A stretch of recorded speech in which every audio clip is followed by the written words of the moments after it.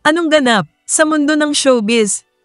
Nag-post si Chloe San Jose sa kanyang IG story ng isang cute na video kung saan makikita silang masaya ni Kaloy habang magkasama.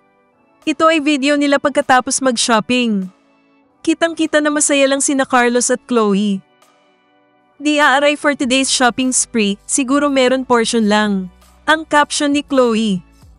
May mga netizen naman na nakapuna at sinasabing tila patama ito sa nanay ni Carlos na si Angelica Yulo, kung saan nabanggit nito sa isang interview na wala silang ninakaw na pera kay Carlos kundi portion lang para sa pagpapagawa ng bahay at hindi aaray ang bulsa nito.